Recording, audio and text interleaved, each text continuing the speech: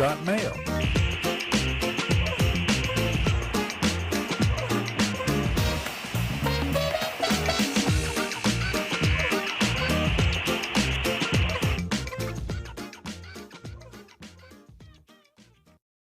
Good morning, everybody. You are tuned to Computers 2K now on the Nissan Communications Network.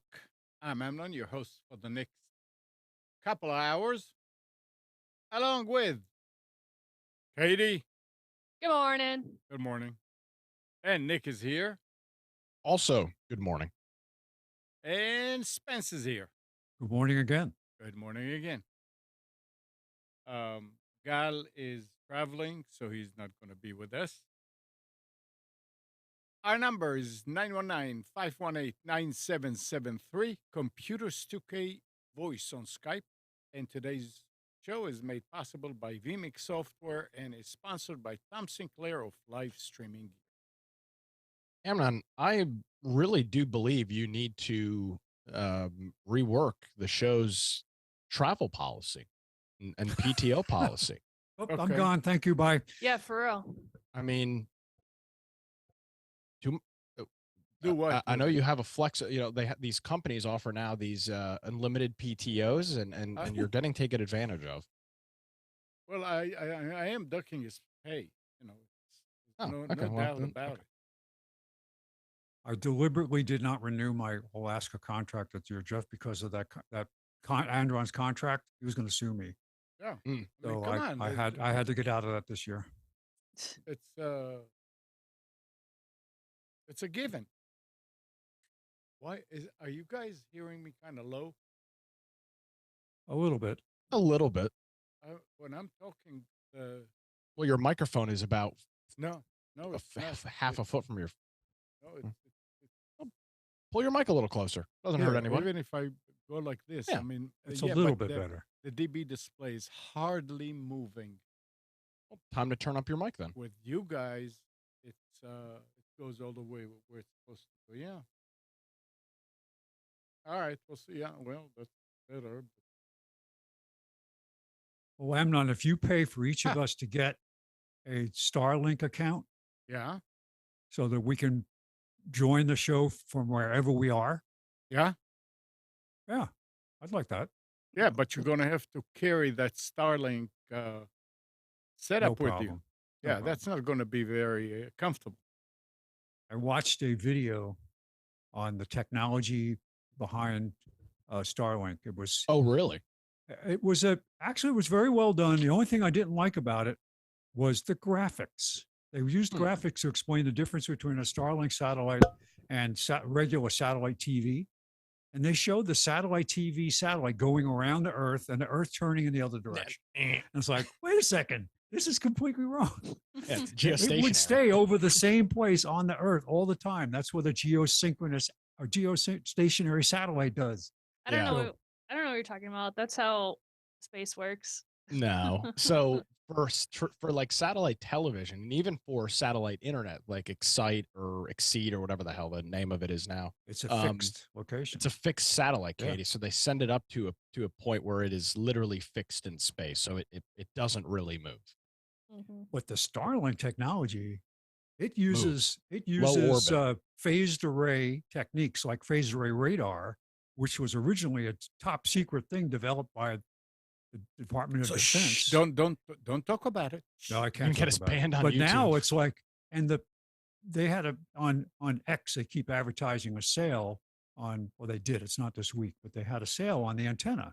You could buy the antenna setup for $300. Gee. And it is incredible.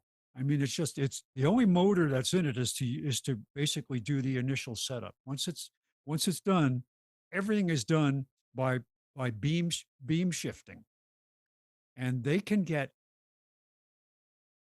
I can't remember what the maximum throughput would be, but the the algorithm that they use, the signaling that they use, you can get like 500 meg on a link to a satellite as the satellite's moving across the sky at hundreds of miles an hour. Yeah, no, it's thousands of miles an hour.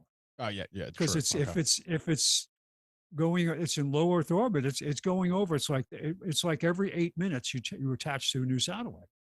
Hmm. Oh, it's absolutely amazing that this is available, and they're going to improve it. They just put the next generation, started putting up the next generation of satellites. It's amazing. Huh? And we used it on the ship when I was on the cruise. They had switched to Starlink, and I noticed the internet was much better than any other time I've ever used it on a ship. You were joking about not going to Alaska. Would you contemplate getting something like that for your? How long are you typically up there? 2 to 3 months. Would you would you contemplate getting that for when you're up there, or is it not worth it? Well, where I'm living, I have good internet. There was no, okay. Yeah, because they have fiber coming up from 2 different routes up to Fairbanks now, so they've got finally got good Gotcha. internet. When I first started working up there, it was horrible. Yeah, I don't remember that. Yeah, there was no fiber. So how was New Zealand? Great, very Nice. nice place. There are some weird things about politics that probably saw some of the things that went on during COVID that are a little more. They're in a little bit different place. They have a parliamentary government. They still have connection to Great Britain, and they still have the Queen as the ultimate authority. But Australia and New Zealand are both trying to move to being republics. I think Australia will get there first. Definitely. Yeah. Not New Zealand. Independence. And it won't really be. It's not that they're sticking a pencil in the eye of Britain. They just said, Dump all the tea in the harbor. Yeah, it's going to be on a friendly basis because they realize that ship has sailed. Basically, that model is just not relevant. So a colony that's 7,000 miles away. Yeah, what this is off topic from technology, but what does Australia get out of being a child of Britain in this day and age? Good question.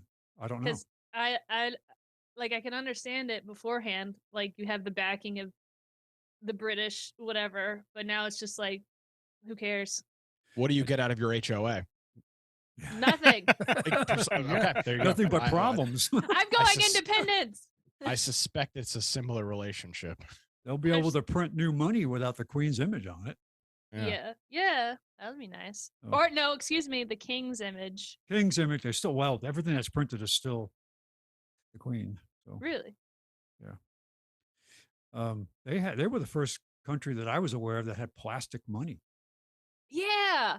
Canada's got that. Yeah. But that's one of the things that really cool. that I realized that the US can really step up on, because what brought to my attention is I was watching a video about accessibility, and I have to watch it for like videos and stuff, and making sure I have subtitles on my videos and there's laws around it so people can get the information, blah blah blah. But one of the things that popped up, which is something I never thought about because I'm not blind obviously, is that the US money is one of the worst for people with sight disabilities because all of them are the same size, shape, and texture. Yep. And so they're very reliant on other people to tell them that they're giving them like a $1 bill instead of $100 bill. And Katie, what is the difference between these two bills? They're not in my pocket. That's one thing. Oh, that's true. Not in my pocket either. Yeah. So that's an interesting point. Yeah. Yeah, and so then because they used examples of like, this is what Canada's money is and Australia's money, and I was like, dang, they're right, and it's cool colors and it's pretty, and I'm like, dang, why don't they? It smells like maple syrup. It lasts a lot longer. It doesn't use the special one vendor paper that we use. They've tried to upgrade. I mean, the most used currency in the world, believe it or not, is the United States $100 bill. That is what the drug cartels and other criminal outfits use to move money around. Stacks of $100 bills, because it's easy to forge. Well, not only that, yeah, it is easy to forge, but that's what that was the cartel's reserve currency. I mean, it was what they would stack when you went to Colombia and they took out, what's his name, the famous guy that got killed back in the 90s, can't remember his name, Escobar, that they found buried millions of dollars in $100 bills. Dang. So when they transport when they transport money back and forth in and out of countries, they use $100 bills. Nice. Well, not to change topics, but I did some experimenting this week on different AI stuff, and I've been using Chat GPT exclusively. And so I was like, oh, let me try to use Microsoft's. What is Microsoft's called? Not Copilot. Copilot, yeah. And so I hit a wall with ChatGPT because what I've been using it for is to help me write programs and coding, and it's great, but the information is from it's locked out to 2021. And so Yeah. I was using newer versions of software that had updated code, blah blah blah. So I was like, okay, well let me try Copilot, because for the most part it's kind of free to a point. And so I went to Copilot, and it was my understanding that if you had a Microsoft account, which I do, that you could use it for free, and maybe there's some limitations to it or whatever. But I didn't realize that as I was using it, that there was a counter on the bottom each time I asked it a question. Um, it I have 30 prompts that I could ask it. Really? And yeah, and I was like, what? And so the way I was using it is I wasn't using it like Bing. Like I didn't go to Bing and I didn't type in a simple question. I was using it to troubleshoot. So like I had to open up the website page, which I think we talked about last week. I don't know if we talked about it on air or not. Um, but like ChatGPT, if you go to ChatGPT and it has a whole browser thing and you write your prompt and then it fills up the page with the answer, and then you can go back to your history and read it, and it like reference it. And so I was using it as if I'm like talking to somebody else and we're both trying to solve this problem. You're using it like a traditional chat model. Exactly. Yeah. And so I found that when I went to Copilot to do that, it was tracking my results. And not only that, but it was so slow. I asked it a question to like, hey, why isn't this code working? And I sat there and I watched it type each character one at a time. And it literally took about 2 minutes for it to finish its response. And at that point, I was like, what? And I understand there's caps because it's technically the free version, but really it's not, because I pay for a Microsoft subscription. Or well, I don't pay. I'm on like the family plan or whatever. And then I saw that I had 30 responses. So I was like, well, this isn't practical. So I was like, okay, well, let me see how much it costs to pay for it, because I don't mind paying for it. That's one of the reasons why I wanted to try Copilot, to see which one was better, or which one fit within my workflow. Well, the Copilot, Copilot is $20 a month. ChatGPT is $20 a month. And what they give you for the free version is so much better than what the Microsoft version gives you that I'm like, screw it. I'm just going to pay ChatGPT the $20. But yeah, it just felt really bloated and very slow. I have not had that same experience. I will admit you are doing a lot more complicated tasks than I am with it. I guess one of the here's the thing though. You use some if you already use some AI image generation stuff outside of I do. I use Midjourney. so you're already that if you were not paying or a user of Midjourney, I would argue that the $20 for Copilot would be better because of their image generation. But since you already got that squared away, But I agree. I think ChatGPT is the better, just straight chat model. But see, ChatGPT has Dolly, and so once you pay for the pro version, you get access to their Dolly stuff too. Okay. So Gotcha. I think it's right now, from the limited use that I've used it, if you're gonna pay the same amount, I would just go with ChatGPT, because it feels like it's not as bloated. Like the Microsoft one is just so slow, and they cap you, and you have to jump through hoops to do some things, and I'm just like, this is too much. The ChatGPT was like direct, kind of easy to understand, and just like it just wasn't bloated. In my perspective, I mean, I'm sure other people might have different experiences. So, but I don't know. I'm seriously considering just spending the $20 a month. Oh, speaking of AI, I'm gonna keep talking about this. So what I was trying to do is I was trying to make a program that could help at work to automate really monotonous tasks. And I have a Excel sheet full of client information, and it needs to reference it in the database and do blah blah blah blah. And but it was using Python to do it, and it was telling me how to write the Python script. Well, Humble Bundle for those that aren't familiar, Humble Bundle is a website where they bundle up items and you can buy them cheap, and part of the proceeds goes towards charity. So for this bundle that I found, it was specifically for Python and AI. It was tutorial classes that were valued at like $2,500, and for $30, you get access to like the 12 different courses, and it was Python, how to write your own script or whatever to access ChatGPT, how to like incorporate ChatGPT into your workflow, and it was like all this crazy stuff. And I was like, that's what I'm doing now. So I was like, hell yeah, I'm gonna buy this and maybe work my way through it. But it's a lot of information. But I was like, $30, like that's a steal. Yeah, but then Then what? you had a problem with it when it's opening the browser and No, that was me doing it. oh, Yeah. So that was me trying to write the code at the beginning. But yeah, I'm excited. We'll see. I'm doing all this stuff and I just have like no time because last weekend I did a con too. So I'm just a busy bee doing a bunch of different stuff. But I love AI. I love how it's teaching me. I'm learning a lot.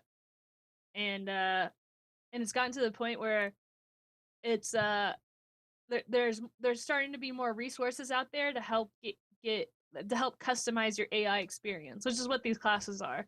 It's like, yeah, you have this AI thing, but let's customize it to the way you want to use it, or train it on your information or whatever. So maybe it'll just be another AI for the AI.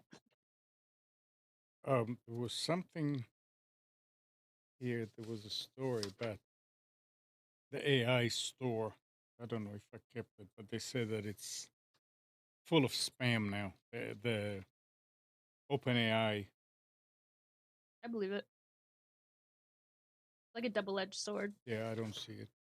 I didn't keep. But it's interesting that people are just putting stuff in the OpenAI store that is just junk. Yeah, but that happens everywhere. I mean, Huh. it's like anytime. I mean, look at Amazon. Amazon has a lot of crap on it, and then we were talking yesterday about Etsy. Etsy has a lot of crap on it.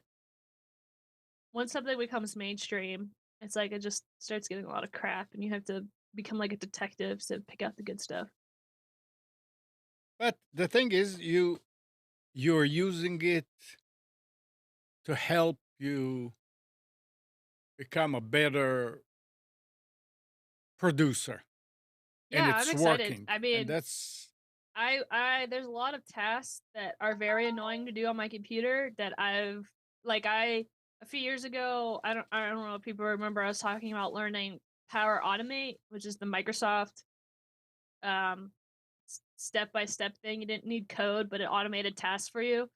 And I was using that for a while, but every time something changed, it wasn't dynamic. So like I'd have to constantly go back in there and mess with it because it would break and all that stuff. And so, but if I can get this AI script thing to work, then I'm just like, yeah. nice. Yeah.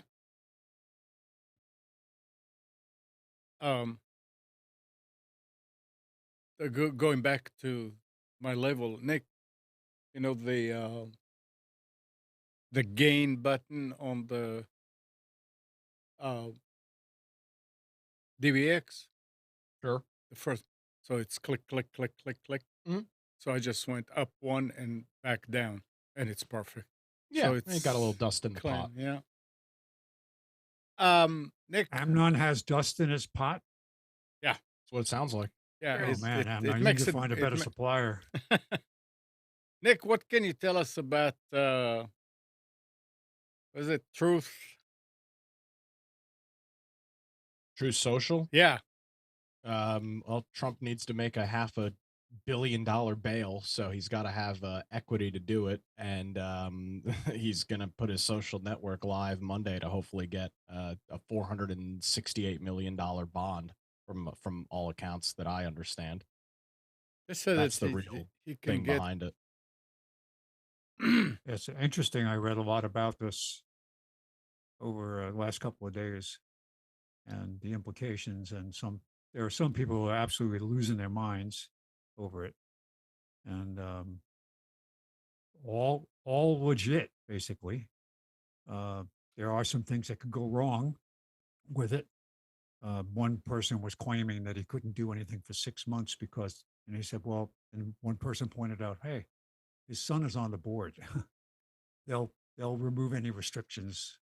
Well, If here's the thing: he Yeah. can't sell it for 6 months, but you could use it as collateral. Yes, you could. That's the real That's it. that's Well, the real issue with him. This article says that former President Donald Trump's Truth Social, and then the author says a shameless Twitter clone, is set. Oh, there you go. Yeah, is set to become a publicly traded company as soon as next week.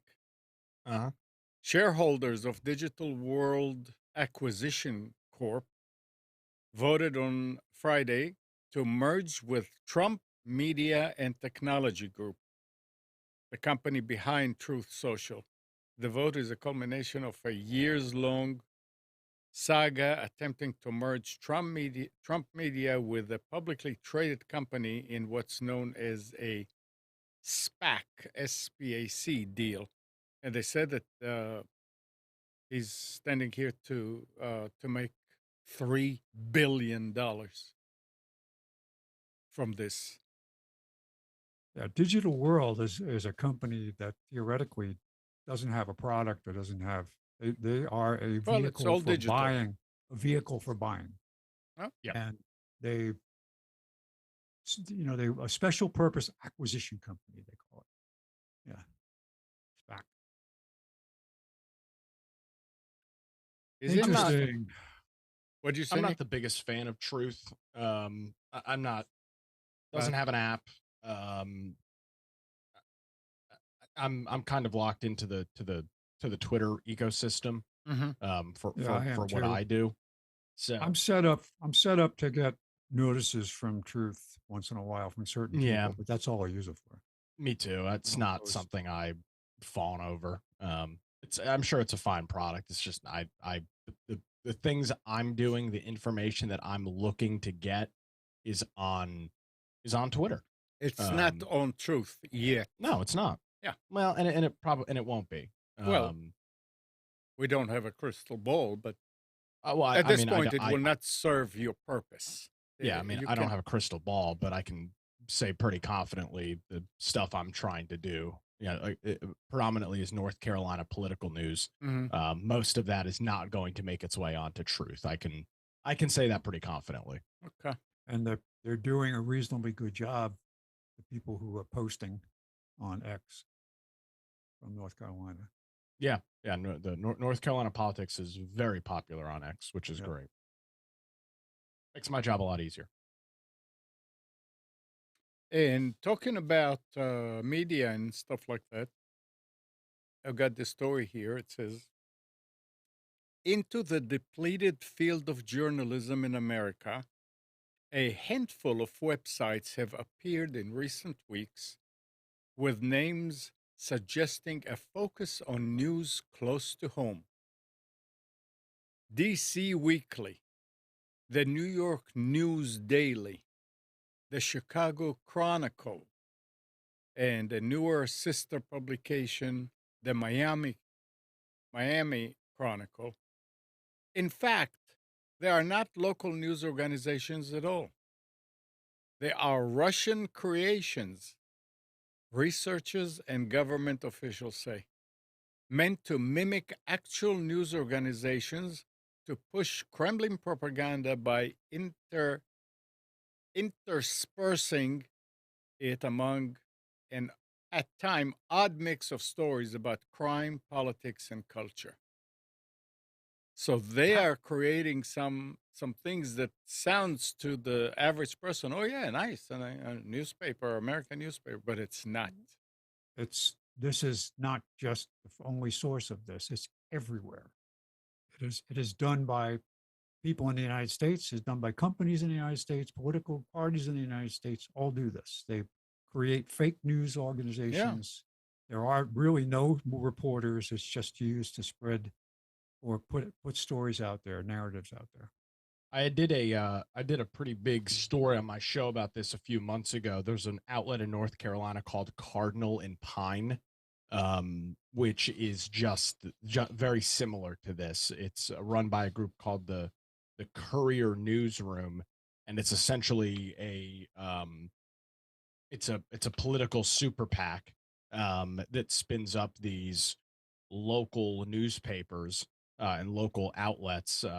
They've got the Iowa Starting Line, the Dogwood, Up North News, Cardinal and Pine, and a couple of others, and they act as local outlets, and they're not. They're just in the case of Courier Newsroom, it's a literally former like Barack Obama super PAC that funds and runs these outlets. Very effective.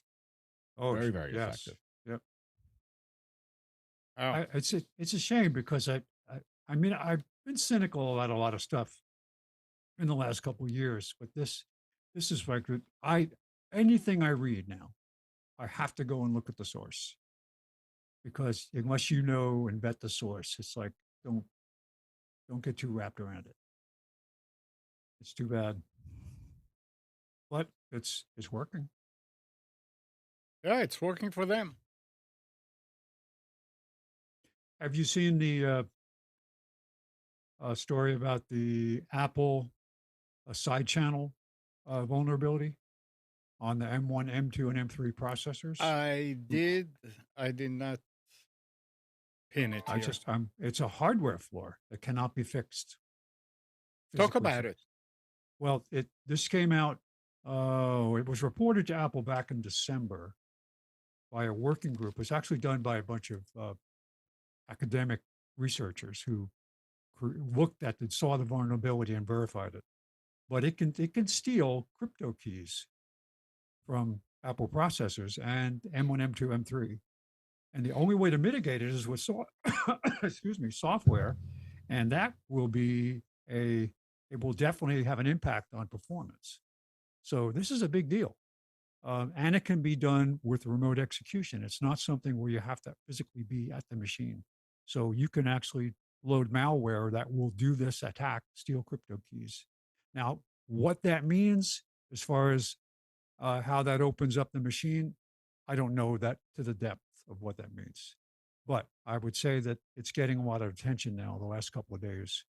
And I don't know that Apple has responded yet to say anything, but they could patch it with new iOS updates, but not iOS, but Mac OS updates, but not sure what the impact it would have on the performance of the machine. It's not a vulnerability in the Intel processors, the prior ones that Apple used. And apparently Intel uses a similar architecture, but they're not to this, but they're not vulnerable. They have more sophisticated access. Yeah, so. Yeah. Apple and I guess they're trying to keep stuff like proprietary, and that's sometimes you fall into a pit kind of. And now with the antitrust that they're going after them with, they said they delay this a year because of other stuff going on in the Justice Department. But having lived through the early part of my career at IBM with their antitrust suit that went on for, I can't remember how many years it went on, finally got a settlement and a consent decree out of it about, but I look at this and I say, everything they're saying about this is true. It's whether that impact is as great as they say, is don't really know, but they have taken action to impact user. If a user wants to leave the ecosystem, say an iPhone ecosystem, they make it more difficult than it could be, and then they block like the whole chat. I'm sorry, the whole messaging. What was it, Yeah. Beeper? Yep. And what they Yes. did there. I mean, Yes. that's a perfect example of how this works and what they do to crush competition from interworking with what they have. So it's going to be interesting to see where this goes, but it's probably going to take years. I mean, this is not. And didn't they just have a huge fine in Europe? Yeah, so this is interesting. So this week, the DOJ announced that they were officially going after Apple as a monopoly. And as Spence noted, some of the big justifications were iMessage and their essential termination of Beeper, which really still pisses me off because I can't use it anymore. They talked about the App Store practices in there as well. In all likelihood, is the federal government going to come in and break up Microsoft or Apple? Apple. Probably not, but I I think this might be the Apple's biggest threat and risk of having to open up their ecosystem that they've ever faced, if this is successful, because you could see a situation where they're required to open up the iMessage protocol and allow third-party apps and other phones to use it. And the same thing with their app store, which has some of that has already happened in Europe, but then Apple continues to fight it tooth and nail and then add new exceptions and restrictions on it. Um, they really, really, really want to control their ecosystem. Yep. And there have been advantages to that. There are some advantages, let's say, in the fact that the supposedly things that hit the Apple store are vetted better than they are in the Google marketplace, right? So, but you can see there are things that I would love to see happen on come out on for an iPhone that aren't going to be there, that I would love to see that I can't use. So There was also a story about the fact that now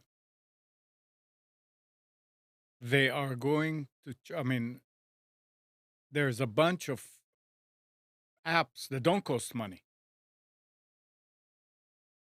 And they are going to start charging a certain amount for every download of an app. I mean, it's not much, but I didn't hear this. Who said this? I think This is in the EU. This is their Yeah, attempt to yeah. try and block. So this is if you so part of this there was a battle in the EU over the App Store essentially being locked down.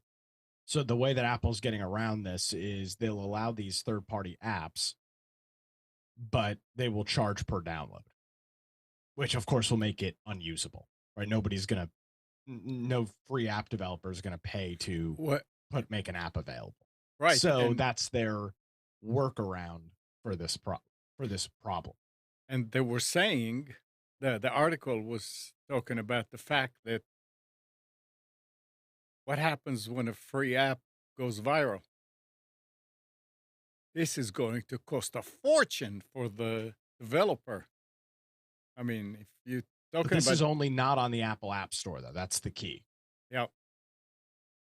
So it's interesting. I mean, they're trying to do everything they can to make more and more and more. Well, you and I were talking about this on Friday, Amnon, when I stopped over. Yeah. Was that you said something to me that this made Microsoft and their Internet Explorer nonsense look like saints in Right. comparison to what Apple's doing, and the federal government came down very, very hard on Microsoft Right. over their bundling of IE. I mean, Yep. that was a big deal. Yep. And they're back at it again. I mean, with updates on Microsoft, you're getting annoyed with these. What's the latest thing? What was the latest thing that they came out with in the last release that I mean, what they're was it trying called? to, they're haunting you about using Bing. Well, that and the Bing AI and all that crap. Yeah, I But like Bing. yeah, but it's, I mean, not It's to say that fine. it's fine, but I mean, it's just, there's always something. They'll change something. Every new update, they change something that you got to go in and turn off. Yeah. Or they keep and keep reinstalling uh, the Microsoft Cloud app. It's like, I don't want this. Keep it off my machine. Oh, well. I keep getting this a screen that pops up that says you should, update your. I'm not using it. Oh, you're out of space. I'm not using it. How could I be out of space? Well, it turns out that they are actually copying stuff to the cloud, even though I don't have a login for it. Yeah. Uh, it's tactics, and it works. I mean, I'll bet Yeah. you that a lot of people do. Oh, I have all that stuff there. Yeah, let me pay a few Oh, you pennies. need to pay more because Yeah. you're out of space. Yeah. Well,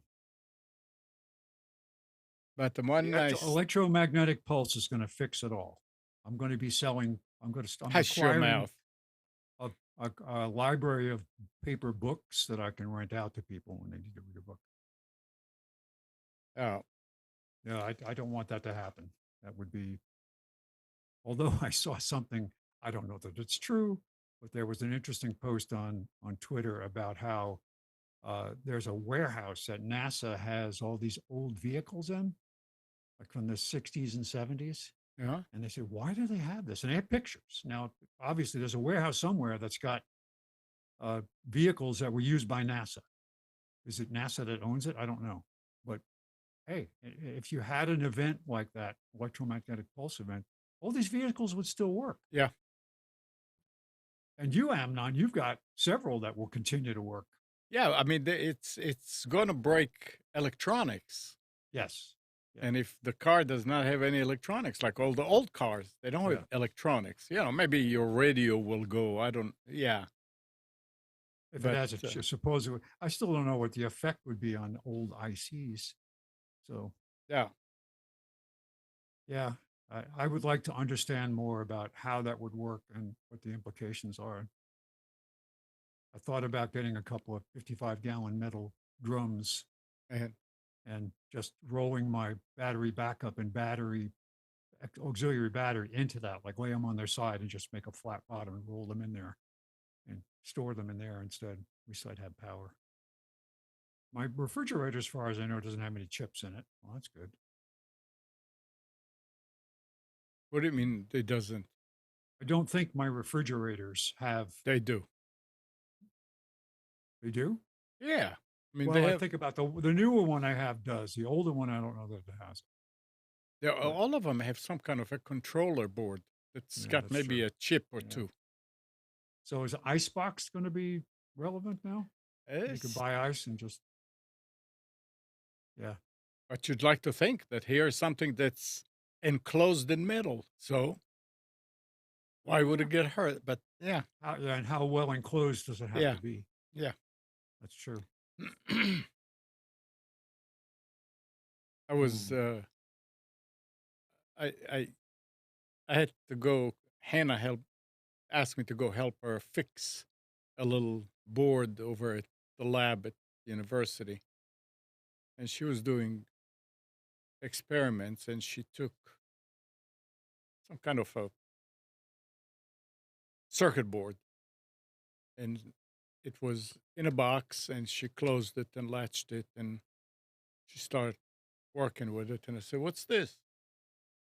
That's what it was. It was I mean, it was a small box, like the size of 3 cigarette packs, but it said right on it, what is it? What? Shoot, the word escaped my mind. Wha- What do we call when we shield it for an EMP? A Faraday cage. Faraday gate. That's what it was. It was a Faraday box, kind of.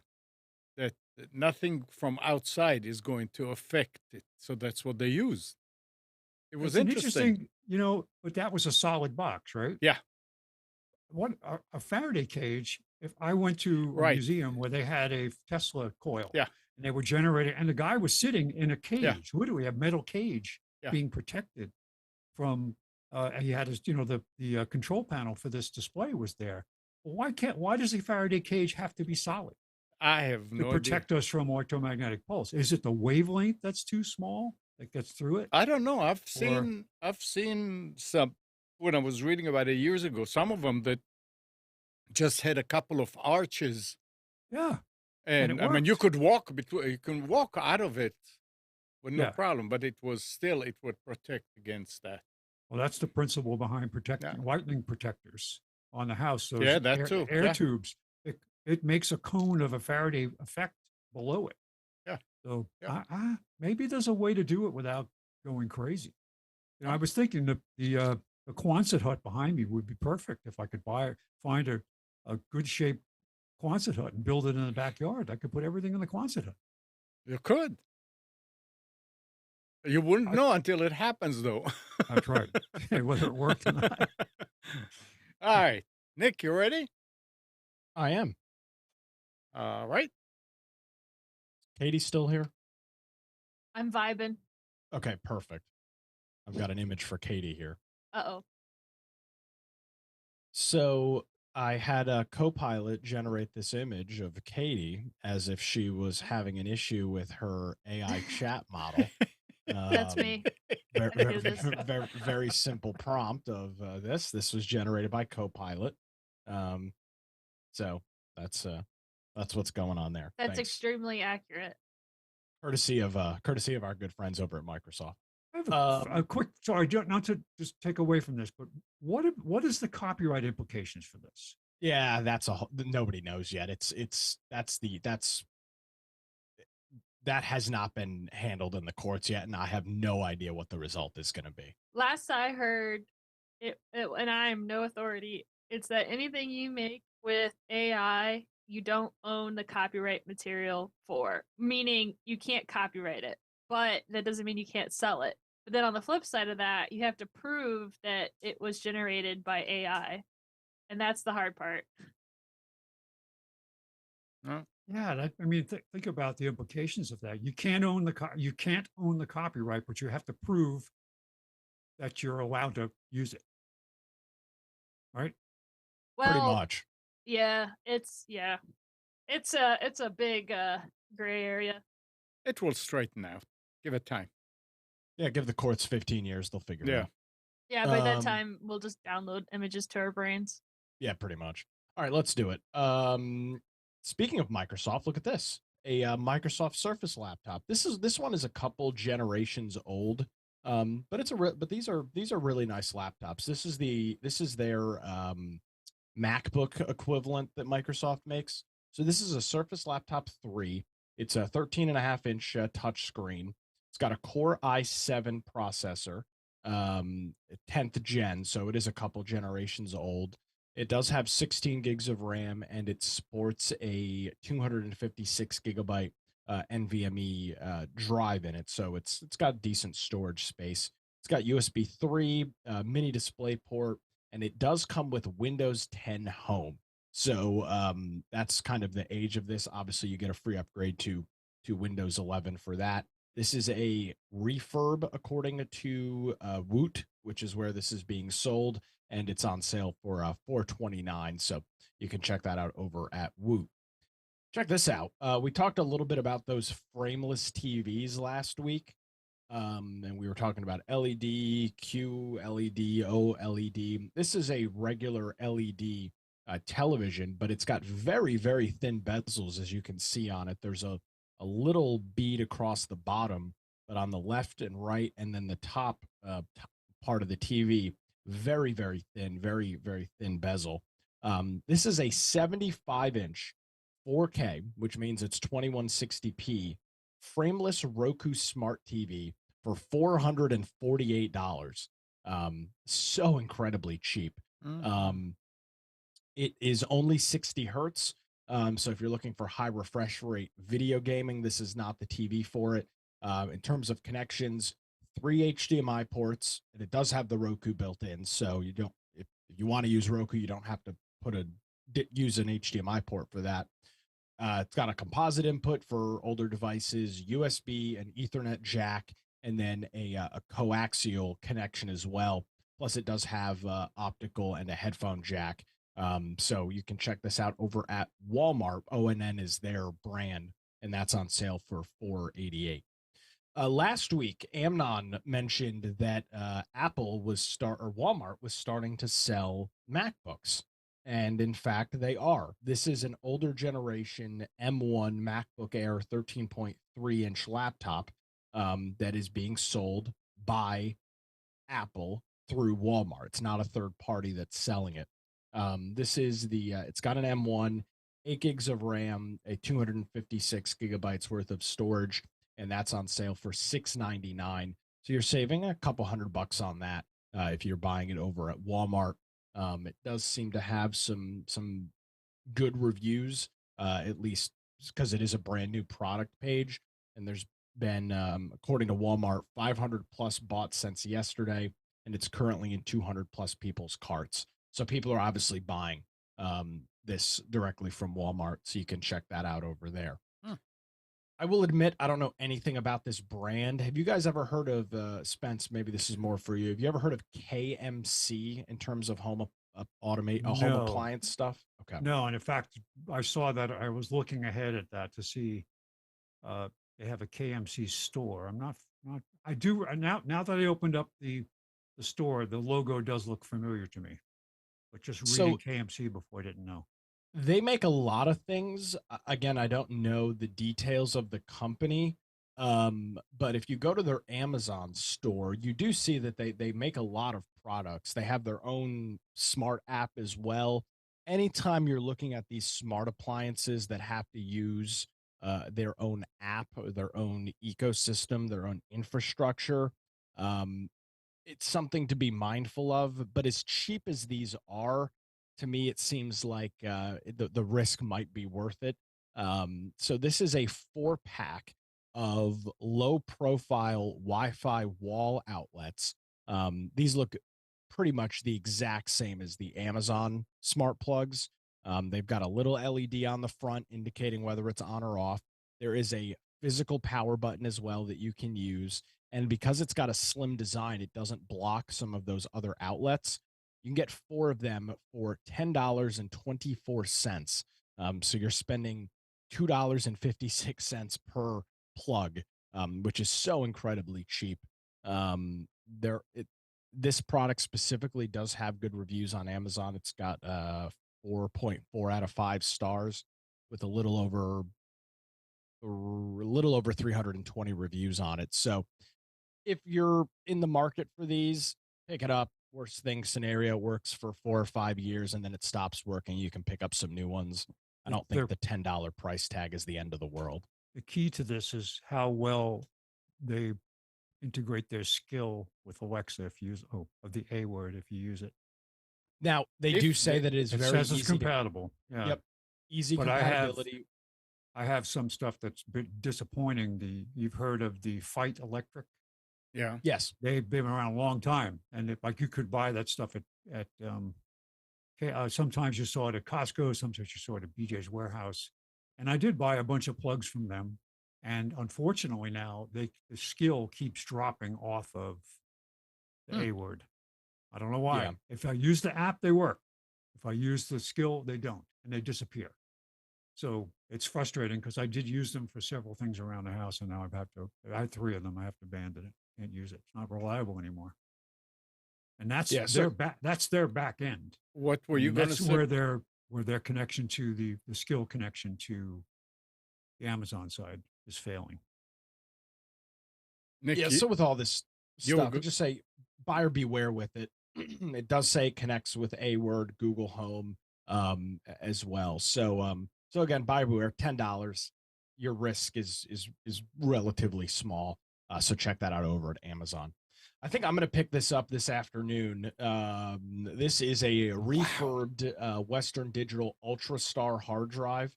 The model number on this is the DCHC510. This is a data center drive. It's a 10 terabyte, 6 gigabit per second SATA 3 hard drive for $69.99. Normally it's $90, so you're saving about 22% or $22 on that over at Newegg, who is selling this. So if you're looking to upgrade the storage in a home server or something like that, 10 terabytes for $70 to me seems to be a pretty good deal. So you can check that out over at Newegg. We've looked at this company before, Reolink. I've had a couple of their products, specifically their home security systems, home camera systems in specials before. This seems like a pretty good deal to me. So you get this, it's called the Reolink 4K. And what you're getting with this is the DVR system. So this is a physical product a physical device that you set up inside your home. It looks like a cable box or something like that. You're getting a 2 terabyte hard drive with it, and you're getting 4K bullet PoE cameras with the ability to add 4 more. This is an 8-channel NVR. So it does have some upgradability on it. It's not the cheapest thing in the world, but it is normally $600. And if you click the link in the specials, you will see there is another coupon to clip that brings the price all the way down to $374. These are not wireless cameras. They are wired, but they're PoE. So you run just a regular Cat 5 or Cat 6 cable to it. It provides power for the unit and provides data transfer. And this company, Reolink, makes a lot of these, and they seem to be very, very popular. So you can check that out over at Amazon. What do you think of this, Amnon? I mean, this seems to be I think this is good a entry great, level. great deal. And Reolink is very reliable too. They've been around for a long time. Yeah. So if you're not happy with a Blink or something else and you're looking for more of an actual constant recorder system, seems like a pretty good way to get into it. You're saving Absolutely. like 43 or 44% on the original MSRP. So that's over at Amazon as well. Spence, for your customers that don't want to have devices out, maybe they go with this. This is a Asus Zen Wi-Fi tri-band mesh Wi-Fi 6E system. Not the cheapest thing in the world by any stretch of the imagination. It's $260. However, if you are in a home, when you get close to you call it about 25 or 2,600 square feet, unless your Wi-Fi router is right in the middle of your house in a good location, you're going to start having issues on the fringes of of your house, depending on how your home is set up. Is it a 3-level? Is it single level but really wide? So these mesh networks are pretty popular. Asus, this is their Zen Wi-Fi system. Seems to be a pretty good deal. It does support Wi-Fi 6E, and they claim with the 2 units that it will cover up to 5,500 square feet. Wow. So big time coverage with this. There are some other Asus features in it as well. So check this out, available over at Amazon for $260. And I thought this was fun. Amnon, you should pick one of these up. Is that a This 3D is- when it inflates? No, it's not 3D, but this is a 10.5-foot inflatable outdoor movie screen. So you can have all your friends over and project onto this screen for $50. This is available over at Sam's Club. It's normally $100, so it's 50% off, and you can check that out. Of course, you could always just drape a white bed sheet or something over a fence and get a similar result. But this is a nice inflatable movie screen for $50. And if it's a Thanks, Bill, by the real way. movie screen, then it's much better than a sheet. Well, I don't know if it is. I mean, it's a white cloth. Part of this too is also what kind of projector you have. Like, for example, in the images they show on Sam's Club, it is fully bright outside, like it's daylight, and they show a very clear picture on the screen. That will not and does not happen, With a especially with the consumer projectors that you're buying. Now, if you're buying a $15,000 short throw projector, you can do that. If you're buying the $115 projector off of Amazon, it's going to need to be seemingly pitch black outside for you to view it. But pretty cool little device for $50, and that's again over at Sam's Club. Thank you. Thank you. Thank you. Absolutely. 10 terabyte for $70. Yeah, so I'm a little. I Wow. don't really. The whole refurb thing It's fine. is well. Here's the thing. It is fine. It's not like they just take it and low level format it. They do go True. through it. Yeah, I need to find a good backup solution for my server. So I need to figure that out. But this is a pretty good deal. I think I'm going to pick that up this afternoon because I have, as of last night, I had less than 18 gigabytes available on my on my home server. So I'm rapidly running out of space. Too much content. Too much I just did content. a No, couple of- you could never have too much content. Well, you can if I would have you liked can to have have too much this. content. I would have liked to have had the screen thing a couple of years ago when I used to show stuff in my yard. I have a cat, but I'm not into it anymore. What did you show? What were you using? Just We used to a have cloth? people over and show a movie. Yeah, I'm saying, what would you use as the screen? I had a pull down screen that was like I mean, a professional. Like an overhead pull-down projector screen, which was Yeah, hard. I gotcha. mean, I had to screw brackets to my fence and all this stuff to get it to work right. Earlier, I used to staple a sheet up on the side of the house. Yeah, but this just hasn't been a thing we've done in a while. The projector I have is not high enough quality anymore. I got a couple of old, I can't remember the name. Very popular projector name back in the day. I still have one here that I got from Northtail. Yeah, they were pretty good, but yeah, I can't remember the name. I have two of them. I have one that's a little bit higher resolution, but they're gigantic, and who knows how much time is left on the bulbs. Oh well, I did created a couple of pictures with Copilot, a Copilot. I'm sorry, and the first one I said, give me a picture of a Falcon 9 landing. It didn't nail it. Are you doing something on that computer in the background right now? Not anymore. Why am I choppy? You were. You're back to Yeah. normal. Could be. No, it's done. I asked it to generate some pictures and it did it. All right. But I next to say, I said, show me a picture of a cruise ship under the northern lights. There you go again. And it did a great job. Excellent.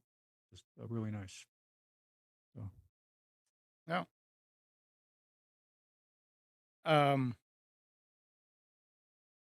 Yesterday,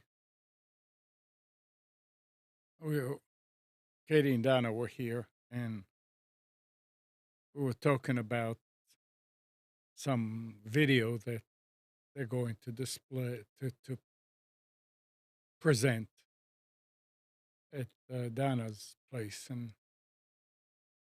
I said, "Yeah, I have it. It's on a stick." And it was always plugged into the TV.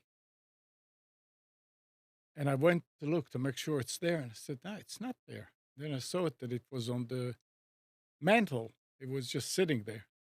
I said, well, why isn't it in the computer? I mean, in the TV. And I guess that's when we changed the TV. I realized there's no USB available there. There's one USB. And I am not sure. I mean, it was a night. I was tired. There is and I think that's a Chromecast. Does a Chromecast go from HDMI into a USB? No. There is some device behind the TV that's plugged into USB on one side and then the other side, the wire come from both sides of the device. One goes to HDMI, the other one goes up to a Well, it gets USB. power. Yeah, it gets power. Oh, yeah, that's right. Okay. Yeah. Yeah, that's it. So what I need to do is, I guess I'm not using the Chromecast, so I guess I need to just unplug it. But it was interesting that there's only one USB on the TV. That's it. Yeah, that's pretty typical. Yeah, there are, I think, 4 HDMIs or 3 or 4 HDMIs, Yeah. but there's only one USB. And sometimes it's locked down to just be a power source, and sometimes it's also a way to update the firmware on the TV, depending on the generation. To do Oh, by what? the way, an update on the telly. Oh, Yeah, they finally came out with their release 1.0, and there are a lot of things they've added now that they're not annoying necessarily. I've been using it to watch some Apple TV series that I'm following. Sound quality is great. They've done some tweaks on that. Responsiveness otherwise is good. They've added now where when you first turn the TV on, it will give you we're going to go to whatever the site is and tell you the top 10 movies in this category. So, but if you want to watch, we'll be back in 2 minutes. And they do 2 minutes of ads and then go into this thing on the screen. And that's on the main screen. But they hadn't done this well before they got to release one. But been working great. And I'm trying to come up with a way to move it into a different room because it's in a small bedroom now. I want to move it into my bonus room where I can actually sit there with more than one person and watch it. But yeah, so far nice. so good. Huh? And Sarid just texted me, said, yeah, that's a Chromecast for sure. And that reminds me, Sarid sent something during the week. IKEA now have fast chargers for phone. So they have two of them. There is a 30-watt, one-port USB-C charger, and it's priced at $7.99. And they have a 45-watt, two-port USB-C charger at $14.99. The article goes, IKEA just made all fast chargers look way overpriced. So it's very interesting. I guess you would be concerned about the logic Why? because it's got to be if you have a very high wattage and you plug in an older device.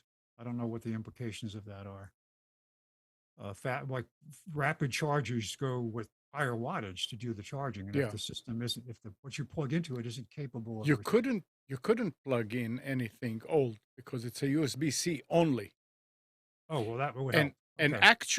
actually, I do have some that I'm using, not theirs, but the other ones that have one USB-C and one USB-A. Yeah, And I have some as well.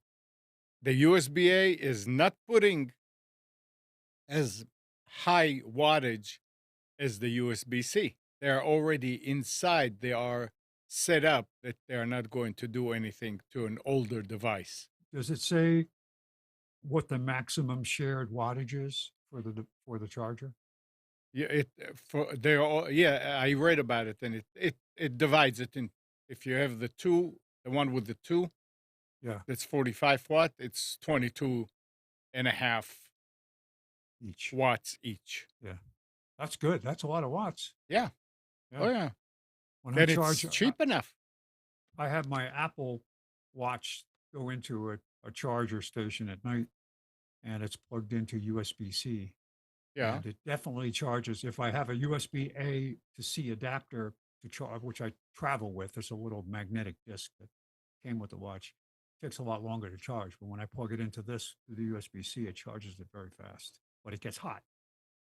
Hey there. because That's what you it's have to watch out for. yeah. Well, it Yeah. gets hot because it's magnetic. It's not a Oh, physical okay. connection. Yeah, so that Yeah. always gets warm because it's electromagnetic.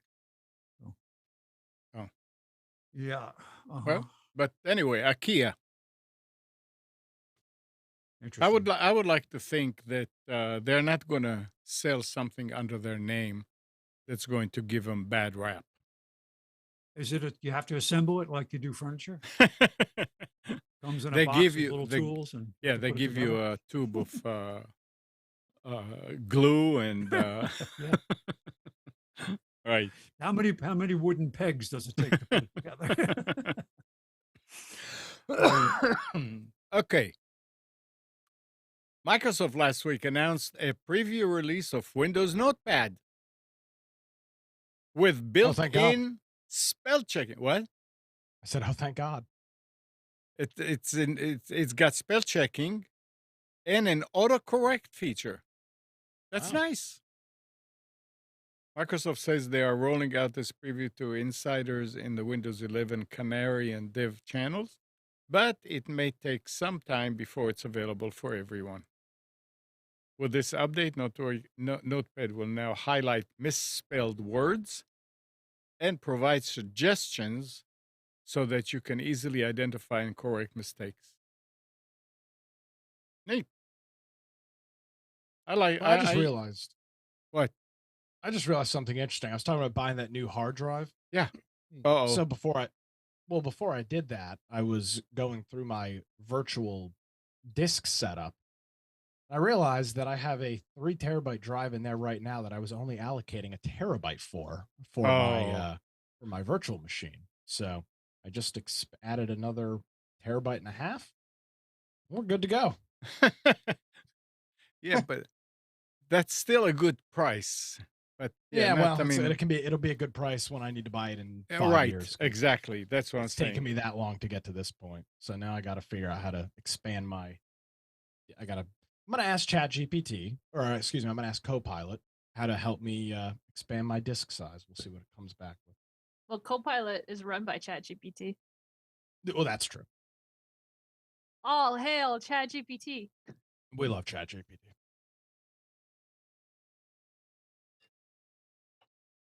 All right.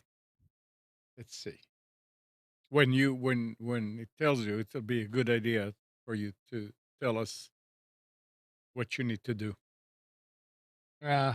I remember doing this about 4 years ago, and I remember it took me a very long time to do it. And look at this. I bookmarked my problem from 4 years ago. So we'll see if we can figure it out. We shall see. All right. In the meantime,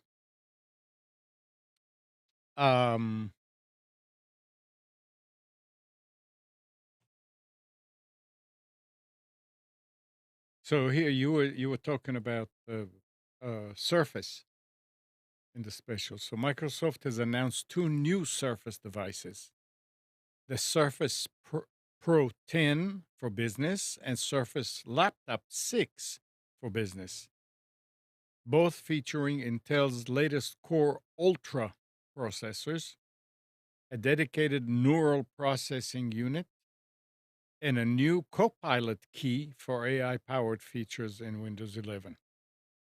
The devices, which will start shipping to commercial customers on April 9th, have been designed exclusively for businesses. It will not be sold directly to consumers. I don't know how is that going to work out. Maybe in the beginning they won't, but they will, I'm sure. The Surface Pro 10 for business, starting at $1199, offers a choice between Core Ultra 5 135U and Core Ultra 7 165U options, with up to 64 gigabyte of RAM. Now that's more like it. And a 256 gigabyte, still just 256 gig Gen 4 SSD. It also features an improved 13-inch display with an anti-reflective coating and a 1440p front-facing camera with a 114-degree field of view. So it's nice. Hannah had to buy a Surface when she started school at NC State.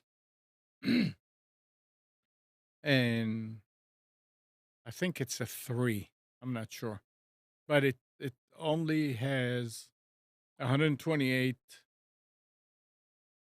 gig SSD and 4 gig of RAM. Now, it's enough for what she needed it for, but she filled up the SSD real fast. So, since you can't upgrade that, I put a 1 terabyte SD card in there, and she's still using it. And she said, "Yeah, it's working fine. I'm just backing it up." Because I told her, I said, "Look, you can't rely on these SD cards to work that way, I don't think." So she's got an external drive, and she just backs it up. I've been thinking about getting a laptop. My problem, or the dilemma, I shouldn't say problem, is that in order to do my job, I would have to spend like $3,000 on a laptop. Why? For because I need Oh, basically a oh, gaming laptop, yeah, but okay. but I don't want to use the laptop for work, aka After Effects and video Right, production, yeah. because that's why I have the desktop. It's a fraction of the cost, and it's upgradable. So I was looking for a laptop where I could do minimal minimal game deving. So Godot, which is the game engine, is only like 30 megabytes. Like it's so small. And so I was looking for a machine that was a little bit powerful, so that after my problem with laptops is after a couple years they get so slow, it's ridiculous. So I would stick to essentially just like kind of programming stuff on it. And then for the graphics heavy stuff, so not to bog down the laptop, I would just use my desktop for the graphics.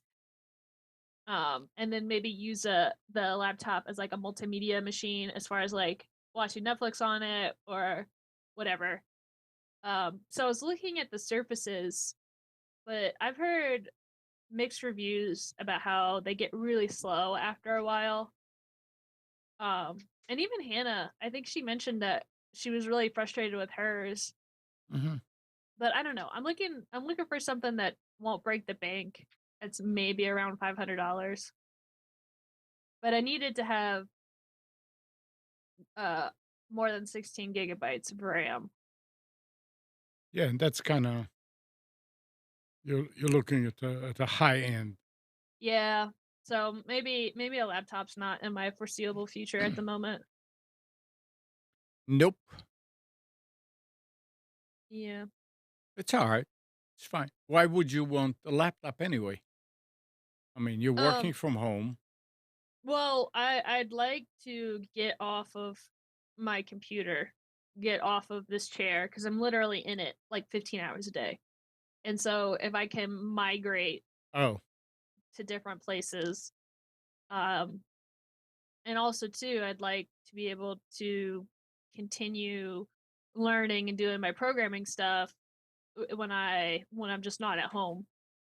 well, then what you need to do is you need to get Log Me In or any disk or whatever, and just use the laptop as a terminal to connect to your computer and do the work. It's going to be Can't slower. do you can't do that with animation. It's not practical. No, There's too much delay. Okay. I would not do my video stuff on my laptop. That the point of the laptop would be for programming stuff, like dev stuff. So why do you need a lot of power? That's What I do you mean, mean? it's for the compiling you do, but I mean that's not. Are you talking about when I said 32 Uh, gigabytes of RAM? yeah, why do you need all that? I don't know, because my computer I upgraded from 16 to 32, and it was like, Yeah, whew. but you're doing a lot of stuff on it. That's true. So then I guess 16 is fine. Yeah. For if you're talking about just not doing any No, video I'm not gonna do video stuff. There's no point. I'm like I said, I don't want to. I'd have to spend around $2,000 to $3,000 to get a laptop, and even then, it's not going to be better than my desktop. right. Yeah. What do you think, Nick? Yeah, I mean, I mean, Katie knows what's going on. If you're trying to do that hardcore stuff on the road, you're going to need a computer that can handle it, and that's going to essentially be a gaming laptop. So what you're buying. No. Yeah, yeah. Costco has really good deals. They do. In fact, my computer's a Costco computer, and I bought it about 2 years now. But I saw some TikToks where people were going to Costco, and they're like, "What the heck? They have pre-built computers," and they seem to be uh getting noticed for their pre-built computers, gaming computers, and I love mine. I mean, mine's amazing. The only thing that sucked about it is that it only had 16 gigabytes of RAM. So, but that was easily upgradable, especially recently, when all the prices started to come down. And then they also sell, what is it? MSI? Is that the gaming computer Mhm. I laptop? think they sell MSI. Yeah. Yeah, they do. Yeah, I've seen their MSI laptops, and I'm looking at them. The problem with so this is like a trade off, and I'm just gibbering. So if there's like anything else you want to talk about, um, that those gaming laptops are so heavy because I had one from work that was an MSI years ago, and it was like carrying around a 20-pound brick in my book bag. It's just was I don't know. It's a trade off. Yes, it is. Yeah. So, needless to say, I just have my Chromebook so far, and I just use it to watch YouTube and Bally Sports. But I can't do game dev stuff on it. So Mm. I was thinking of getting an upgrade from that. So if you're into gaming, soon Don't die. you might be able to compete in games against friends and colleagues and even the office next door on LinkedIn. Oh, Says the Microsoft no. owned company is reportedly planning to add a new game experience to the platform, Why? according to TechCrunch. The experience is designed to tap into the same popularity as games like Wordle. Players' Oh. scores will be sorted by their workplace and ranked, allowing you to take on another office or even across the country.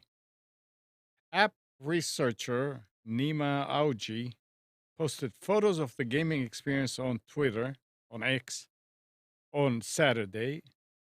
A representative from LinkedIn confirmed to TechCrunch that the company is working on adding puzzle based games to the LinkedIn experience as a way to unlock a bit of fun, deepen relationships, and hopefully spark the opportunity for conversations. That's why they want to do it.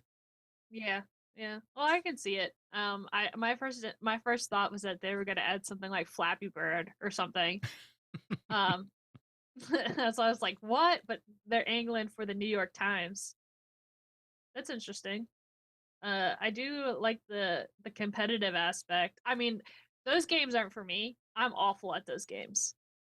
So in fact, my company, if they got super into it and they were fighting other companies for top scores, they would ban me from it. In fact, they probably just fire me so that I didn't embarrass them. But yeah, that's interesting. Well,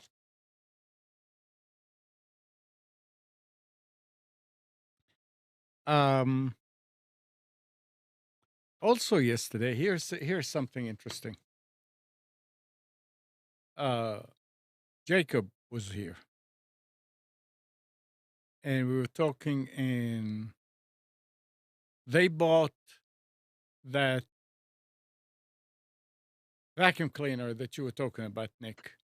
Oh, okay, great. It wasn't so great, but I think that I think it was a user error Okay. when they were trying to It was working fine, but when they were trying to program it on the phone, and they have iPhones, it came up and says, cannot communicate with 5G. Okay. And I said, okay, well, I guess that means that you were on data on the phone and not on Wi-Fi. Yeah, that'll do it. And yeah, he since they have unlimited with T-Mobile, then their phones are always on data. They never connect to Wi-Fi. So, but the interesting thing is they went and they returned it, and the salesman was telling them this and that and the other. They ended up with a shark, one that also empties, Oh, okay, cool. and that worked with the I 5G. mean, if you don't set it up properly, it's not. If you don't follow the setup instructions for it, it's definitely not going to work. I mean, I Yeah. can promise you that. It was just interesting that it can't work on 5G. And I said, well, it's got to. What happens if you're somewhere where you don't have? Yeah. Well, here's the thing. You can't set it up with 5G.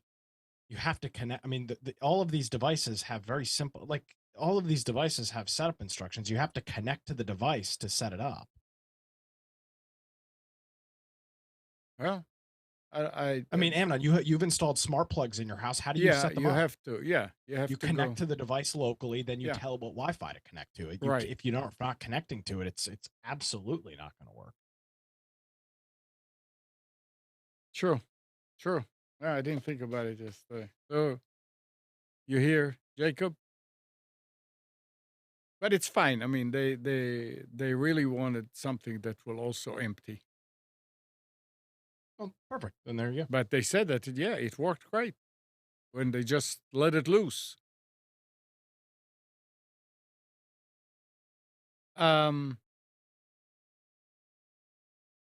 Office.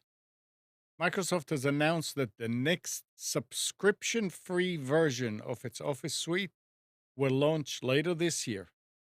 A commercial preview of Office LTSC 2024 will be available from next month with a full launch schedule for later in the year. So they're not talking about what price, but we've seen that you can buy an Office 2021, I believe is the latest one that you can buy from PC World, from some of those, like what is it, Stack Overflow. They have all these offers that you can buy it for $30, and this way you just keep on using that version. You don't need to subscribe. You don't need a subscription from Microsoft. Although I'm sitting here trying to figure out how much does it cost for a subscription for one person. Any of you have a subscription of Office? My dad has a family subscription No. to One person. oh, I don't know. I'm wondering. It gets included. I wonder if it's like if it's $10, that means 120 a year. Why do you need the updated version of Office? Like, what are they adding to it that you just have to have? Like, They don't. They adding stuff that you don't want to have. I mean, like, the only thing I can think of is if the new stuff adds AI assistant, because that was another thing too, that when I was using Copilot, it said that you had access to Copilot in its browser form, but you didn't have Copilot in its Office/integrate Microsoft form, whatever that means. So my guess is that, this might be a big update if they integrate the AI part of it into it, because I wonder if it's going to be like the coding thing that I was talking about a couple weeks ago, where like I was typing the code in the visual script thing, and then the AI assistant filled in the rest of it, and they were like, "Hey, is this what you want to do?" But then, that's going to open I up guess another you can need of to read. worms. You need to read about it and see. I don't read, Amnon. How dare you Oh, assume I God, know how to read? Okay, I'll find out and let you know. I need it for Excel. And Word is like whatever, but Excel is so overly complicated. I just need I need a AI thing to pop up and be like, "Hey, I have these numbers and I need you to do this and that with them." And it's like, "Okay," and then just does it. yeah, I need I to. will buy the new version of Excel if it does that. Or actually, what am I talking about? I don't even use Microsoft stuff because I use Google Sheets because it's free. And I'm sure that Google's gonna add in the AI stuff that whatever Microsoft's gonna do to be competitive. Yeah, so wait and see. That's right. No rush. And talking about AI, starting Monday, YouTube creators will be required to label when realistic looking videos were made using artificial intelligence, part of a broader effort by the company to be transparent about content that could otherwise confuse or mislead users. So everybody at this point, like on Computers 2K now, they know that we are all AI generated. Yeah, we're not real. We're not real. Right. Yeah. People are gonna have to hone their uncanny valley glasses to be able to spot something. They talk about like skinwalkers, that thing where it's like it's like not real humans, they're like possessed or whatever. People are just gonna have to become experts on that to spot the robot. Well, I don't know how important this is, but I figured let people know. According to Bloomberg, Sony has paused production of its PlayStation VR 2 virtual reality headset as sales have slowed progressively since its February 2023 launch. Yeah, that So makes they're sense. I mean, pausing like, it. why? I mean, they're competing with Oculus, Mhm. and Oculus is already pretty affordable for a starter VR headset. I don't know how much PlayStation was, but when I bought my Oculus, it was $300, and I don't know what it is now. It's obviously old, but I'm sure the PlayStation one was a lot more than $300. Let me see. I don't know. I didn't.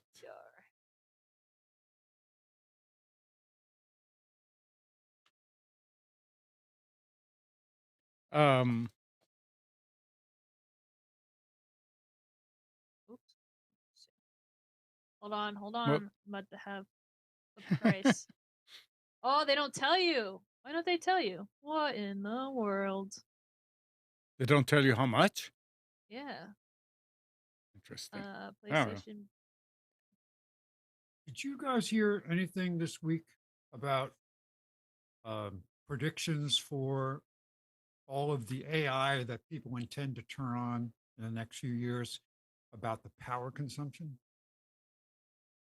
That it would take up to 35% of the current generating capacity in the United States Yeah, as of sure, but like, how much has the Bitcoin crap have oh taken no, up? it's the same thing. Absolutely. It's And like, what? I At learned least, something. sorry, go ahead. It's really crazy. Go ahead, Kate. No, I just like, at least with the AI stuff, it's beneficial.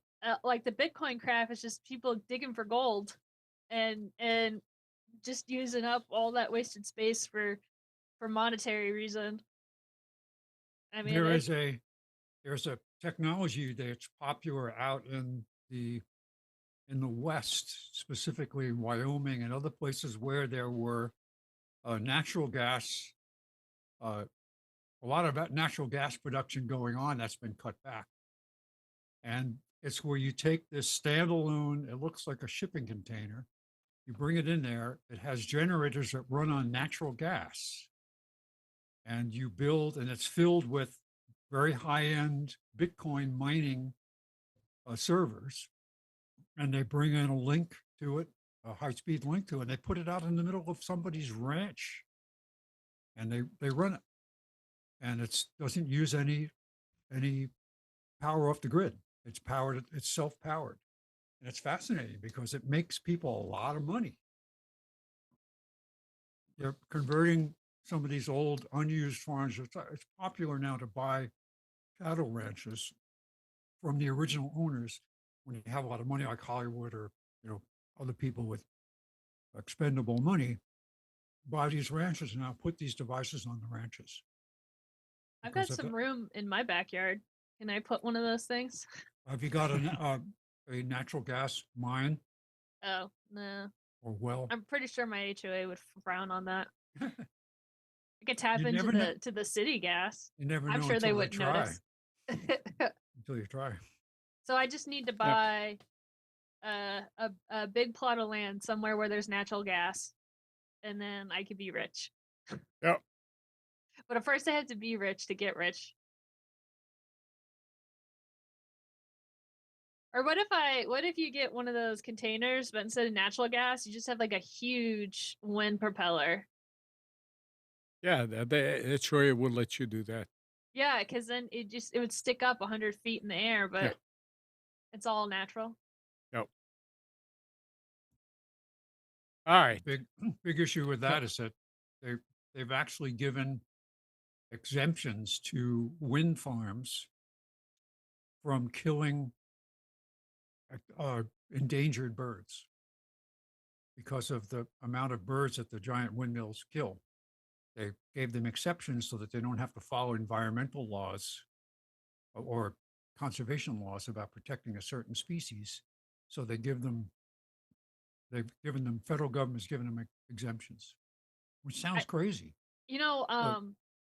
When nothing gave me the heebie-jeebies more than when I was I visited Hawaii when I was a teenager, and there were fields and fields of wind farms, but they were all deactivated, or whatever the term is, like, and they were all rusted and dilapidated, and driving through that area, it just made me it made me feel like the apocalypse. Like, it was so weird. Like, it had this really creepy feeling over it, and it's just, I mean, thousands and thousands of acres of dilapidated, rusted windmills or wind turbines, or whatever they're called. California's been on this a lot longer. And I remember back, it's got to be 20 years ago, driving from the Bay Area to Livermore, California, where I had a friend who had a house there, and drive through this valley on the interstate. And it was hundreds and hundreds of windmills. And over time, less and less and less of them turned. Yeah, it's very, it like unlocked this primal fear of like a big thing that could hurt me, even though that's not practical. But like, I don't know, it just gave me the heebie-jeebies, like super hardcore. And I was like, we need to drive past this area and not come back. Well, there is some concern now because they're building them bigger and bigger. And there have been several events around the world where they just make them so high and so big that they're collapsing. Yeah, I don't know. I don't like, I mean, like, obviously it's polluting the area. It's just now these big structures you can't do anything with, and they're just rusting into the ground. They should bring it down and melt them.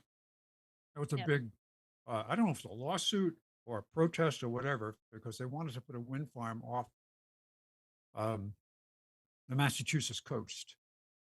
And the people that lived in the expensive area of what's where the Kennedy compound is in Massachusetts? I forget what it's called, what the town is. Hyannisport.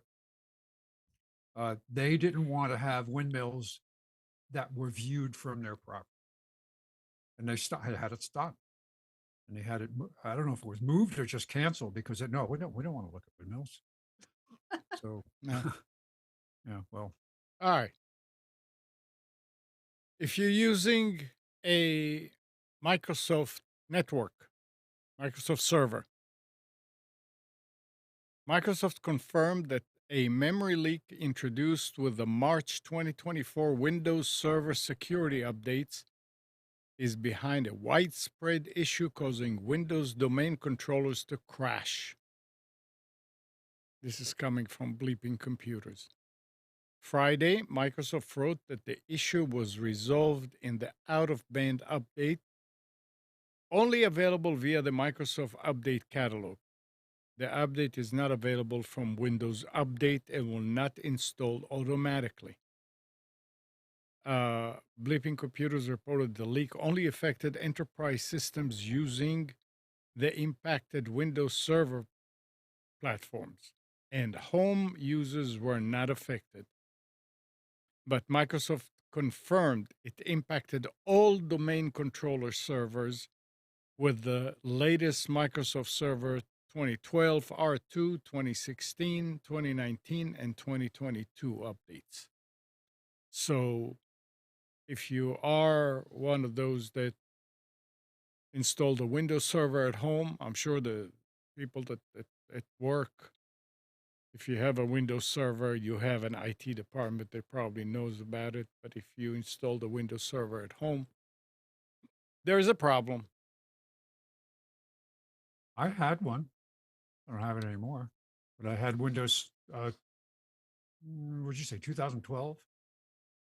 Yeah. This was, yeah, but I had that version running because we had a plugin, a communications plugin that we use with IBM Same Time and their Lotus platform. Oh. So I had a server here. Server's gone. I donated all this stuff to the Camden Institute. And we all went, wow, when Apple was talking about satellite connectivity to iPhones. So Google's second developer preview for Android 15 has arrived, bringing long-awaited support for satellite connectivity alongside several improvements to contactless payments, multi-language recognition, volume consistency, and interaction with PDFs via apps. So, I, nice. for one, am not interested in having satellite connection on my phone. Well, unless you travel and you hike and you go skiing and all, it's, Oh, I'm not saying it's not a good idea. It's just that I don't personally think yeah, well, it's going to make a big deal in my life. In Alaska, when we Unless, went what about the remote, cruise ship? oh, there's cell phone service on the cruise ship. Oh. They use a satellite connection. It's very expensive, but you can buy a plan through like AT&T and Verizon, or they have a cruise ship plan. Or I don't know what the data would be like, but they do have cell phone service. You can, and if you just want to use the ship cell phone service and they'll bill you by the minute, you can do that too. In Alaska, though, when we go into really remote areas, we had satellite phones we took with us in case we broke down about an emergency. no. And multinational technology giant Fujitsu confirmed the cyber attack in a statement Friday and warned that hackers may have stolen personal data and customer information. We confirmed the presence of malware on multiple work computers at our company. And as a result of an internal investigation, we discovered that files containing personal information and customer information could be illegally taken out. So this is translated from Japanese, but it's a problem. I mean, I don't know, it's more companies that have to worry about it because I don't think consumers would have their information on the Fujitsu's network. I I had a Fujitsu. I don't know, when I was a teenager. My dad got it from his company. It was a tablet computer, Mm-hmm. and he didn't really need it, so he just gave it to me to draw on. And I remember this was before Photoshop. It was some other program that I was using, and it was amazing because it was a tablet laptop, and I used it for years, all the way high school, college, even a little bit afterwards, and then I got a Wacom, but it was like a Surface computer, like a Microsoft Surface, and it was a good little machine. It also was really cool because it had finger scanning, so I felt really cool when I used it to log in. It was a nifty little computer. I still Yeah. have it somewhere, Yep. or maybe Dad has it. I don't know. If his old work is listening, don't listen. Of course, he gave back his items that were from work. He has a receipt too. Yep. So NVIDIA must have H100 AI chip made it a multi-trillion-dollar company. What? One that may be worth more than Alphabet and Amazon. The H100 AI chip, I don't know. And competitors have been fighting to catch up. But perhaps NVIDIA is about to extend its lead with the new Blackwell B200 GPU and GB200 superchip. NVIDIA says that the new B200 GPU offers up to 20 petaflops of FP4 horsepower. Now you're just making shit up. Yep. Right. Can you? From its 208 billion with a B transistors, and that a GB200 that combines two of those GPUs with a single Grace GPU can offer 30 times the performance of LLM inference workloads, while also potentially being substantially more efficient.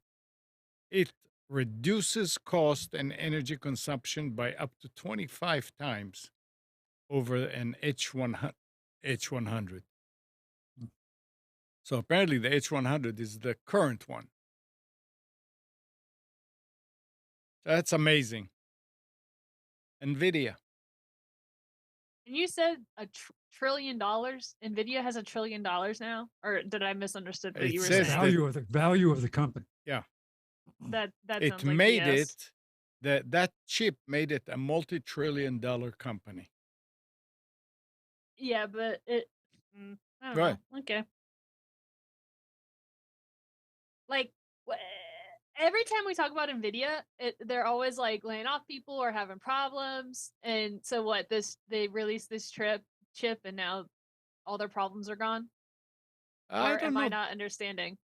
I don't know that all the problems are gone, but they're having a new chip. They're having a new renaissance. It's I an will say, AI. It's we're talking here about AI chip. I mean, it's not something that you're going to put in your computer just to play games. yeah. It's probably going to be very expensive too. I did see that Nvidia, and I didn't look into it because I saw it on my phone, and I wanted to see on my computer, and then I forgot. But they're releasing AI classes.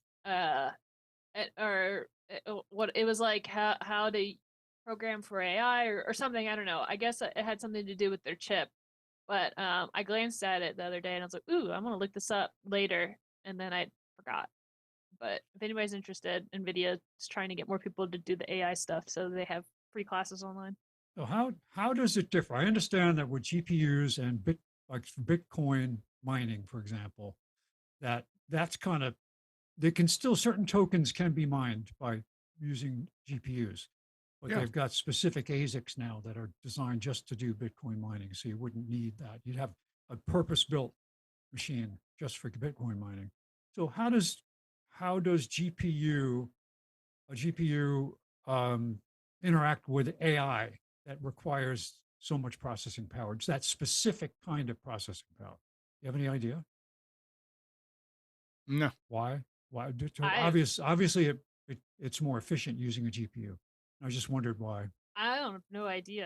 My basic understanding of computers is that it's 0 1 0 1, and if it has to think really hard, it's gonna make those 0 1s really really fast. So you need a really really fast computer. So I mean, when reading the token part of Bitcoin, it says that there just are functions that a GPU can do faster and with less overhead than going through a multi-process chip. So because it's dedicated to graphics processing, apparently does certain Bitcoin mining things faster. So I just wondered, I don't know enough about it. I'm the wrong person to talk about this, but I do know that when it comes to the graphic side of things, and I could be completely wrong, but it's like the difference between video games and a video, where video games are live renders updated, and I think that uses the GPU, right? Yeah, it has to. Yeah, because it's got to convert the data stream into Yeah, and then whereas a I don't know. I'm gonna stop talking compression. Yeah, because like I have no idea what I'm talking like about. the MPEG standard was designed to create an efficient way to send a video stream across a link and recreate it. And what MPEG did, what was so amazing about it, was it didn't send each individual frame anymore. It only sent the changes. So if you had a picture of me, for example, my background isn't changing, but I'm moving, right? So MPEG would only send the data that would create me moving, not the background. So that's what, and the different MPEG as it's got better and better and better, and codecs have gotten better, have become more efficient and allow more data to flow over I wouldn't say a slower link, but existing links get more and more efficient. So I guess it's got to be the same kind of a process. Don't know. I don't know. We need Gall. Where's Gall? He's off Somewhere New in the air, Zealand, I too. guess. Yeah. But I remember Well, there always was a trade-off. When I was in the industry, it was like, all right, do you build a faster link that doesn't that makes it easier for current technology to go across and work? Or do you build a more efficient end on either side that can encrypt and make the transmission more efficient and get more simultaneous conversations across an existing link? That was the question. Both, exactly. That's the answer. But one seems to make leaps over the other back then. Now it's like it just gets better every day exponentially. So I think everybody needs to go back to paper and pencil. No, not paper pencil, but what was it? What was the networking technology that used two 56K links and a side channel? What was that called? The ISDN? Yeah, ISDN. I still don't need ISDN. That was what we used it for home networking for a while. Yeah. Until cable modems popped out. Yeah, that was pretty fast. It was. It was 256 or 264K channels. I couldn't remember. 256. It was two 128s. Yeah, and then you bonded. They had a bearer channel that would do all the housekeeping and all that. Yep. Yeah. Yeah, it was fast because you would use the whole link for data until a phone call came in, and then you would only have half for the phone call. Right. Yeah. I still have two ISDN modems somewhere here. Yeah. Nick is going to hit me over the head next time he's here. What do you keep those things? You still have any of those original Nortel 10 meg switches? Switches? Yeah, Ethernet switches. No. 10 meg. No, the slowest one that I have out there in the Connex are 100s. They had one, it was a 10 meg switch, 10 meg ports with a 100 meg uplink. That was, I mean, back then it was, great. Yeah. It was great. Yeah. My first home network was 3 computers with 3 token ring cards connected to a passive MAU with the A IBM Mao. the MAU, MAU. Yep. And it had a IBM cabling system connector, snap connector. That's how you network them together. Mm. All right. It's that time of day again. Can't we just run the clock back? And we already did. Come on. I mean, like real time. Just Don't roll make it, back so don't we make have it more time. harder. Anybody has anything else to add? Nick? Nope. Go outside today in North Carolina. It's a gorgeous day. Nick's Yeah. been quiet lately. Well, I don't have anything to add. Oh, okay. He's vibing. I can relate. All right. So thanks, Katie. Thanks, Nick. Thanks, Spence. And good morning, Kathy, Hannah, Nabil, Mac, Norm, Katie, and Donna, Dina, Mati, Eleanor, Sarid, Yaakov, and Yael. Thanks, everybody, for tuning to Computers 2K Now. We hope you enjoyed and maybe learned something from our time together. Remember to practice safe computing. Back up your hard drive and update your virus scanner. And also change any same passwords where you use them. We'll be back here next Sunday at 9, but you can always reach us at computers2know.com. And again, Monday through Friday, 6 to 9 a.m. Eastern. Nick is on Wilmington's 980 The Wave and 107.9 FM with his daily news and commentary show. You can tell your Echo device to play 980 The Wave and listen to him live, or you can go later on to nickcraig.com and listen to the recording. And also, Nick and Brian do the Infection podcast every week, and that's for survival games and gaming news and some political points on Twitch. So just go to infectionpodcast.com to find out when is the live show, or better yet, just download the recording and listen to it at your own leisure. See you next week.